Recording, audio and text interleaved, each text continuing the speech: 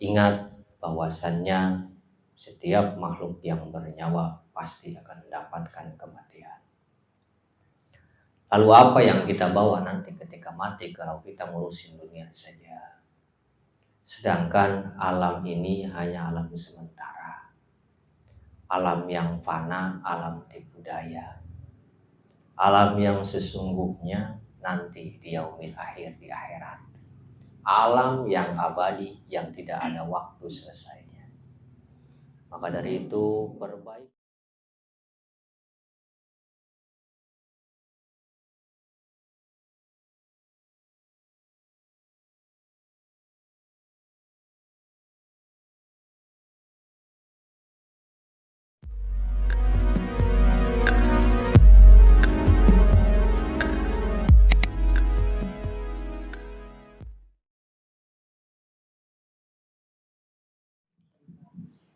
Bismillahirrahmanirrahim. Assalamualaikum warahmatullahi wabarakatuh.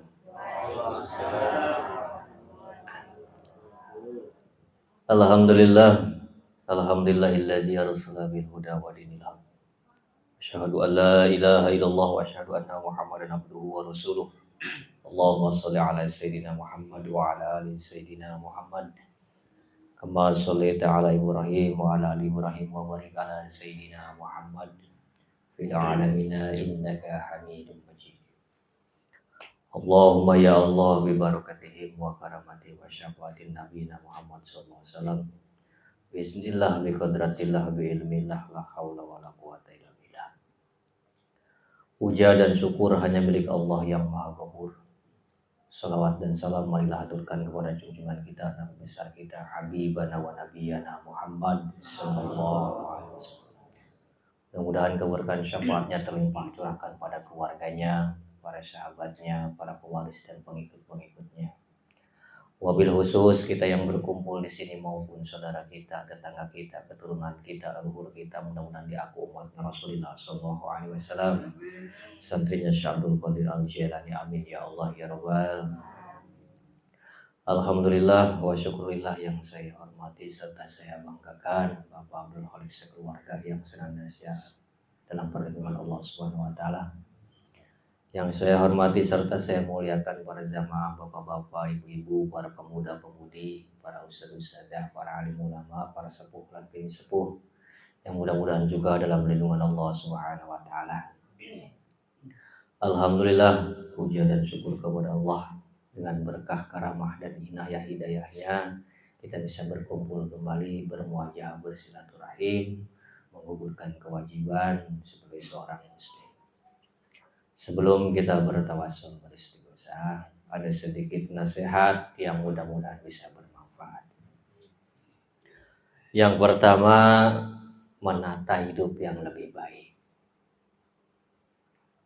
Selama ini kehidupan kita condong kepada dunia. Bahkan setiap hari dihabiskan kehidupan kita untuk urusan-urusan dunia. Sedangkan kadang urusan akhirat dinomor duakan. Jadi jangan salahkan Allah ketika kita disepelekan. Karena buah segala sesuatu yang terjadi pada diri ini bukan berarti karena Allah kejam, tidak. Buah sesuatu yang terjadi kepada kita hasil perbuatan kita di dunia. Makanya mulai sekarang belajar untuk meniti hidup yang lebih baik. Membikin jadwal-jadwal untuk kebaikan, terutama khususnya untuk kita semua dan saya pribadi. Apabila ada sesuatu yang terjadi pada diri kita, entah itu musibah, susah, senang maupun apapun itu, jangan dijadikan alasan untuk kita berhenti beribadah kepada Allah Subhanahu wa taala. Kadang-kadang kita dikasih ruwet sedikit aja ibadah rendah. Kadang-kadang dikasih senang banyak lupa. Itulah sifat manusia. Maka dari itu perbaiki hidup kita. Ingat bahwasannya setiap makhluk yang bernyawa pasti akan mendapatkan kematian. Lalu apa yang kita bawa nanti ketika mati kalau kita ngurusin dunia saja? Sedangkan alam ini hanya alam sementara, alam yang fana, alam tipu daya, alam yang sesungguhnya nanti di yaumil akhir, di akhirat, alam yang abadi yang tidak ada waktu selesainya. Maka dari itu perbaiki hidup kita sebaik-baiknya,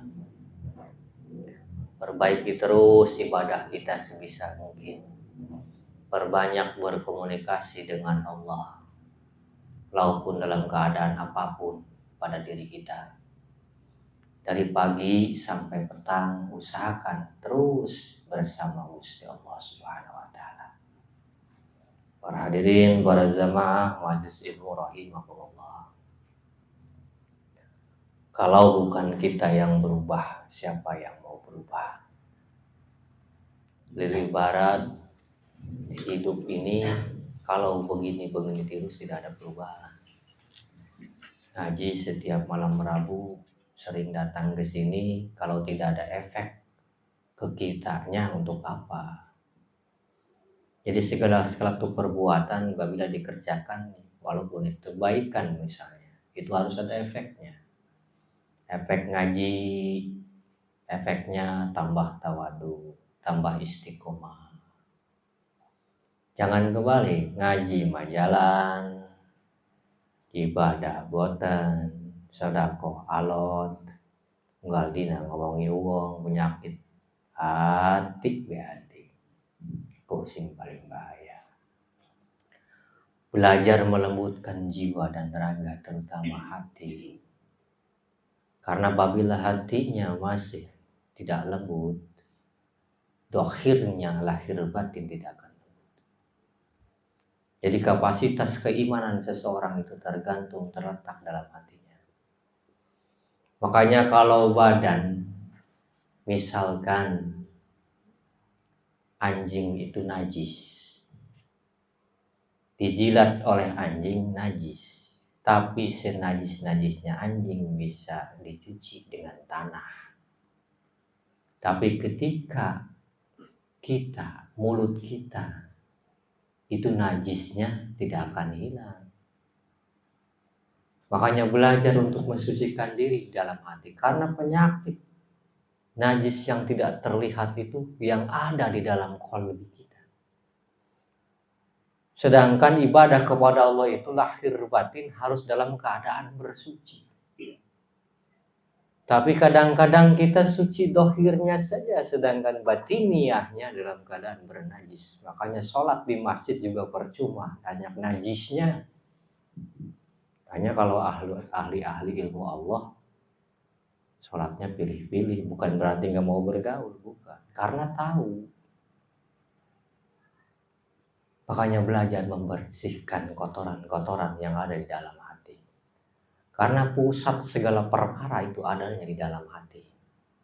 Kalau hati kita jengkelan, takabur, sombong, syirik, bidik, jahil, penyakit, itu bahaya, kronis itu.